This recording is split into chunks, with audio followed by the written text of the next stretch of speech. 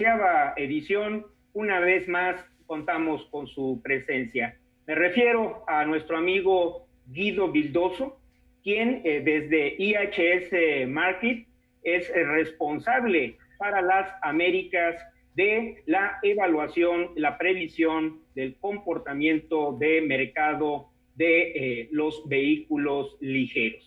Guido es un economista de formación, orgullosamente boliviano y un apasionado del sector automotor. Aprovecho para saludar a todos nuestros amigos, colegas que nos siguen desde todos los países del continente que se están atentos a este foro automotor AMDA 2020 y expectantes de escuchar a Guido Vildoso. Guido, muchas gracias por estar con nosotros. Adelante. Ingeniero, muy buenos días. Un saludo cordial a todos. Muy grato de poder compartir con ustedes el día de hoy. Y en ese sentido, permítanme compartir mi pantalla con ustedes.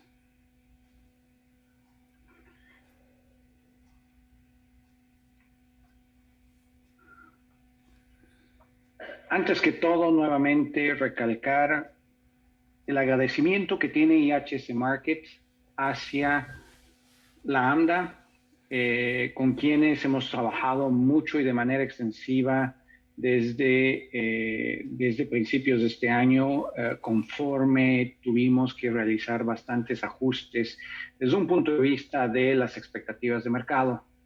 El material que tengo hoy día comienza y sigue una línea sobre la cual ustedes ya están acostumbrados, una visión global, la de Estados Unidos y obviamente aterrizando en México. En ese sentido, para comenzar, deseamos hablar un poco sobre cuáles son las tendencias que estamos viendo desde un punto de vista del sector industrial que nos indica cuál sería el comportamiento que tiene el aparato económico.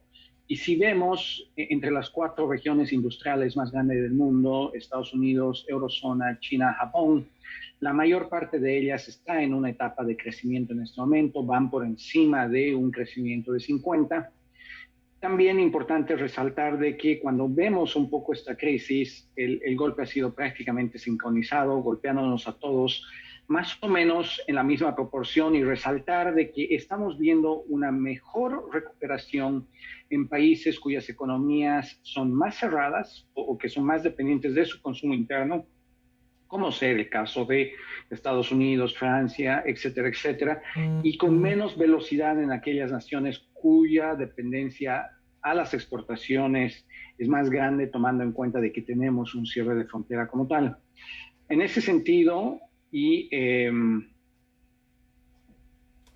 hablando un poco sobre las proyecciones que tenemos para este año, anticipamos una contracción de un 5% en términos globales. Para darles idea, la última contracción de Lehman Brothers fue de aproximadamente 4%, quiere decir que esta es ciertamente mucho más profunda. Y no hay país, entre las economías más grandes, no hay país que vaya a ver crecimiento económico este año. En ese sentido, ustedes dirán, ¿pero qué pasa con el 1.7 de China? China necesita 6% de crecimiento para acoplar a toda la gente que entra a su fuerza laboral cada año, con lo cual tenemos una recesión bastante pronunciada dentro del ámbito global. En lo que a nosotros nos concierne, obviamente, cómo va el tema de Estados Unidos, una contracción probablemente entre el 3,5% al 4%, muy relevante porque la producción industrial de Estados Unidos tiene un 70% de relación con el PIB mexicano. Lo que podemos antelar para Estados Unidos, y estoy seguro Gabriel les ha dado mucho material sobre esto hace instantes, es de que tenemos un paquete de estímulo bastante fuerte y anticipamos de que salga la segunda parte de este paquete de estímulo a lo largo de las próximas semanas, con lo cual eso nos permita poder llegar a un 3,5% ya para el año que viene. Sin embargo, en términos generales, aterrizando un poco hacia el 2023-2024. En charlas anteriores que hemos tenido con ustedes a lo largo del mes de mayo, resaltábamos de que tenemos, antes que todo, una perspectiva médica sobre estos pronósticos antes que una incorporación de los datos meramente macroeconómicos. Y dentro de esa perspectiva médica que tenemos, no visualizamos una distribución masiva, y eso quiere decir distribución de la vacuna hasta la segunda mitad del 2021, lo cual quiere decir un proceso de estabilización el 2022 y finalmente entrando con normalidad a donde salimos el ciclo del 2019 hacia el 2023. Entonces es un hueco bastante grande el que vamos a tener desde un punto de vista de consumo por parte del consumidor también, y eso delinea parte de las proyecciones que ustedes están viendo delante suyo el día de hoy. ¿Cuáles son las implicaciones que tenemos para la industria automotriz desde estos parámetros macroeconómicos? Esta es la proyección que teníamos a comienzos del año, una industria de 88 millones de unidades. La proyección actual refleja 75 millones de unidades, una contracción de 16 millones de unidades, 15 millones, prácticamente 15 millones de unidades menos que lo que habíamos anticipado a comienzos del año. Sin embargo, ciertamente una proyección mucho mejor a la que habíamos anticipado en mayo, donde el pronóstico que teníamos para este año a lo largo del mes de mayo, y antes de ver tanto paquete de estímulo fiscal, era de aproximadamente 68 millones de unidades. ¿Por qué es esto relevante? Porque en un entorno global necesitamos una demanda global por encima de 80 millones de unidades. Si no tenemos ese volumen, va a ser muy difícil de que la empresa automotriz pueda reanudar su proceso de inversión, sobre todo con todo el gasto que se está realizando en carros eléctricos y carros autónomos. Entonces, ese es un número importante para determinar la estabilidad económica que tiene la industria automotriz en el entorno global. Volcando la página y saliendo un poco desde el tema del ámbito global y pasando más hacia lo que nos interesa, hablemos sobre lo que viene aconteciendo en Estados Unidos. Sabemos que ha comenzado un ciclo de contagio prácticamente de la tercera ola que está en Estados Unidos. Si vemos esta línea y si estuviera actualizada hacia el mes de octubre, estaríamos prácticamente aquí entrando a la tercera ola con 55,000, 60,000 casos día, que es lo que se ha desarrollado a lo largo de estos últimos 30 días. Y eso preocupa porque obviamente había una percepción de que si teníamos una segunda ola íbamos a tener una contracción similar a la que habíamos vivido a lo largo del mes de abril. Esta lámina delante suyo refleja prácticamente todos los o todo el comportamiento de pequeña y mediana empresa. ¿Por qué es relevante? Porque obviamente creemos que ese es el punto más vulnerable en la economía americana ante COVID-19. Y si vemos esta gráfica, podrán ver ustedes de que a pesar de que tuvimos la segunda ola durante todo este periodo, no estábamos viendo ni menos horas ni menos ganancia por parte de pequeña y mediana empresa. Entonces, lo cual quiere decir que a pesar que teníamos este incremento en la cantidad de casos o en el ritmo de contagio que tiene Estados Unidos, no necesariamente está llevando a un cierre y no necesariamente está llevando a un consumidor asustado que nos obligaría a cerrar en la misma proporción que vivimos en el mes de abril, donde prácticamente el 80% de la población de Estados Unidos estaba advertida de que tenía que quedarse en casa. Muy importante también es obviamente cómo va el comportamiento de consumo por parte de la mayor parte de los consumidores americanos. Y en ese sentido, monitoreando el comportamiento de gasto en tarjetas de crédito, podrán ver ustedes de que estamos prácticamente un 5% por debajo de donde íbamos a comienzos de este año. Y eso es alentador porque quiere decir de que a pesar de que tenemos una segunda ola y ahora, como les mencionaba, entramos a una tercera ola, no necesariamente estamos viendo el refugio que tomaron gran parte de los ciudadanos estadounidenses a lo largo del mes de abril y mayo, que impactó de manera muy fuerte el comportamiento del aparato macroeconómico. Entonces, esto es alentador porque hay mucha cobertura por parte de la prensa de que conforme entremos a las olas atadas a los meses del invierno, y a la temporada fría que tenemos en el hemisferio norte, de que veríamos una desaceleración en consumo, veríamos un golpe que estaría atado a cierres de los aparatos económicos, pero ciertamente hemos visto que a pesar que estamos abiertos, la trayectoria de consumo aparenta ser normal, y respectivo a cuál sea el ritmo de contagio que tengamos desde un punto de vista de COVID-19. Hablando un poco sobre las ventas en Estados Unidos y entrando a las proyecciones que tenemos, hemos realizado ajustes bastante serios. Lo positivo es de que desde el mes de mayo venimos ajustando esas proyecciones hacia arriba. Y si ustedes se preguntan cuánto han ajustado, podrán ver dentro de esta lámina y la proyección revisada al mes de septiembre refleja un incremento de prácticamente 1.3 millones de unidades comparado a lo peor que anticipábamos en mayo de este año. El panorama es ciertamente alentador. Tenemos un ritmo de ventas en Estados Unidos del mes de octubre de aproximadamente el 16 millones de unidades. El nuevo pronóstico que liberaremos a finales de este mes va a reflejar una línea de ventas de probablemente 14.3 millones de unidades. Entonces, continuamos con esta tendencia positiva, esta recuperación. Sin embargo, quiero hacer hincapié sobre este número que está aquí atado a 12.8 millones de unidades, porque si agarráramos solamente la parte macroeconómica y tradujéramos eso en ventas de vehículos, ciertamente la proyección que tenemos para este año sería mucho más débil. Sin embargo, con todo el comportamiento de incentivos que tenemos al día de hoy en Estados Unidos, el tema de financiamiento, acceso a crédito y todo lo demás, podemos ver y puntualizar de que la recuperación del mercado estadounidense es mucho más fuerte de lo que inicialmente se había previsto, y parte de esto está siendo reflejado dentro de los volúmenes que tenemos planificados para México también.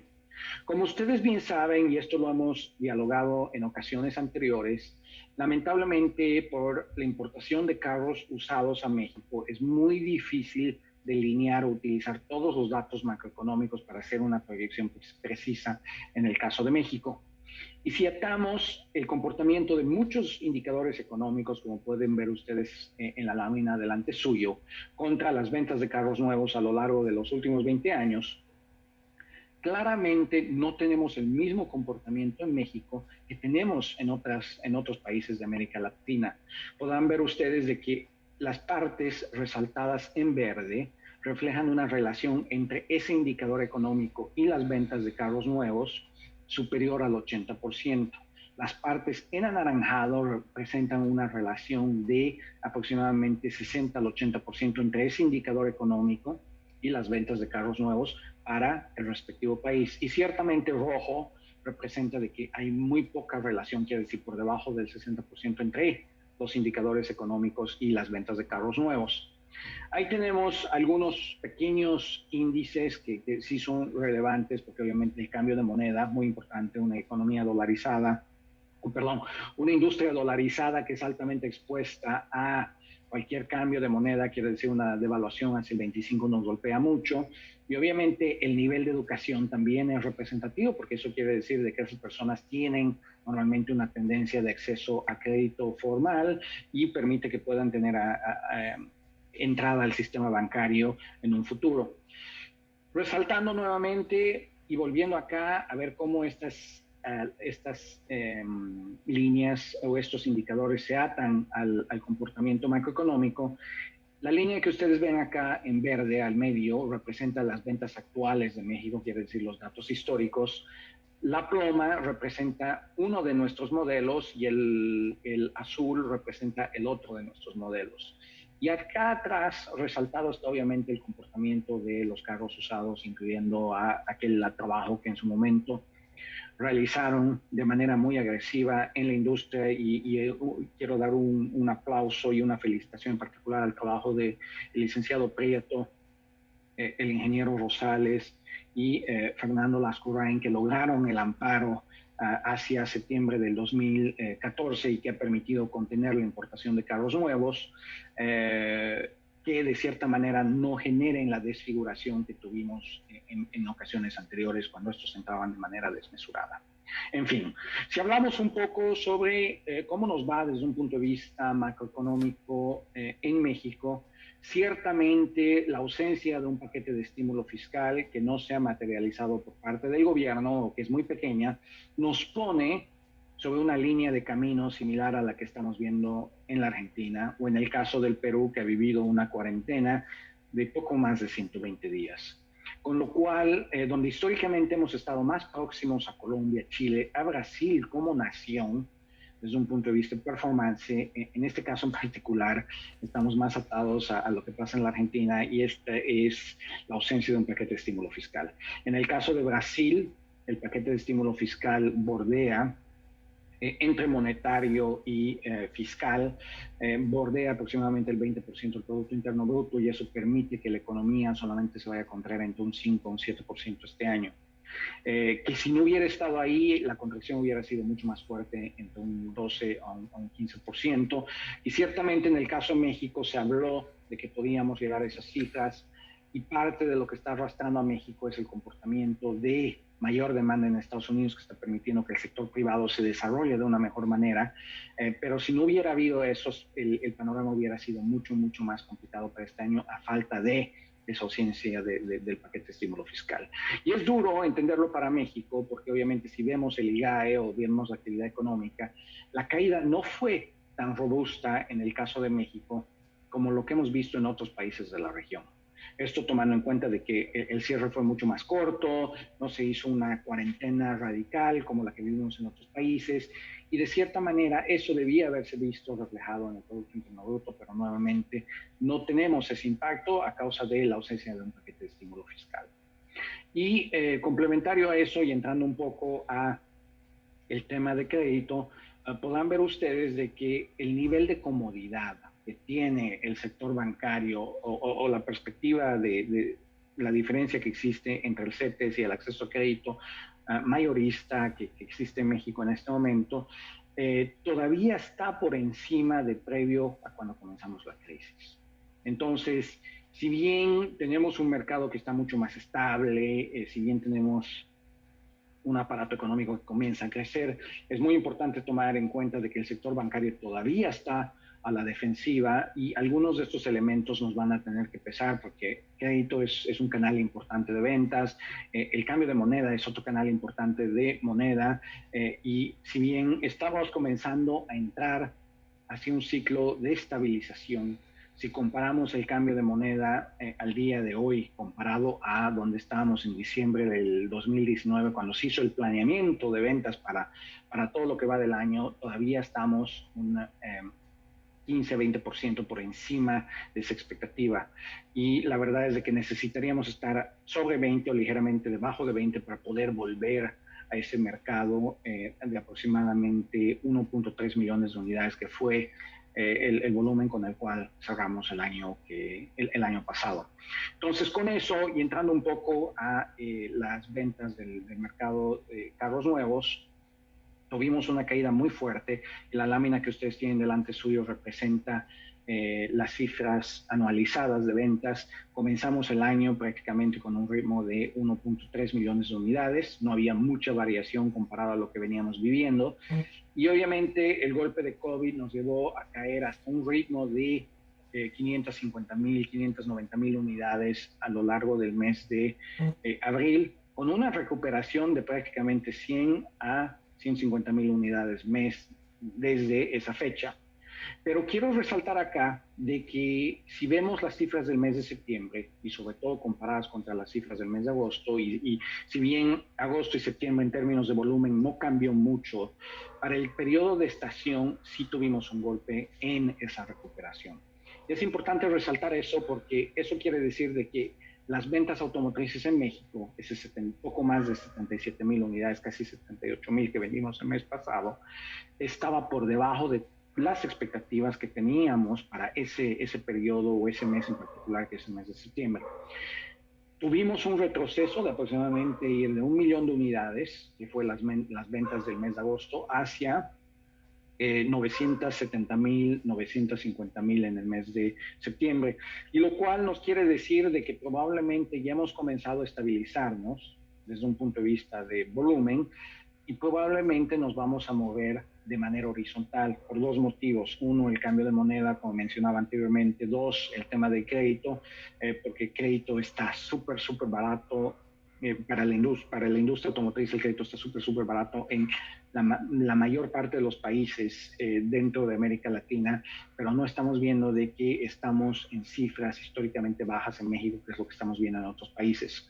Con lo cual, algunos de los alentadores de crecimiento que tenemos no existen en este momento y con una expectativa de que estaríamos viendo de que el mercado se estaría aplanando a lo largo de los próximos años.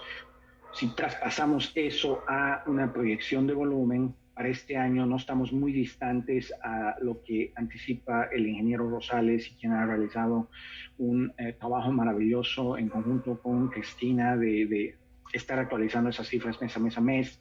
Sé de que la proyección de la ANDA está por encima de las 950,000 unidades. Nosotros creemos que probablemente va a ser un poco más conservador, vamos a caminar sobre 940 o algo menos en lo que va de los próximos meses, sobre todo tomando en cuenta de que este mes probablemente cerramos con 81,000 unidades, el mes que viene entre 92 a 95 y finalmente el mes de diciembre, que históricamente es fuerte, pero no lo vemos tan fuerte este año, se va a entrar sobre una línea debajo de las 105,000 unidades.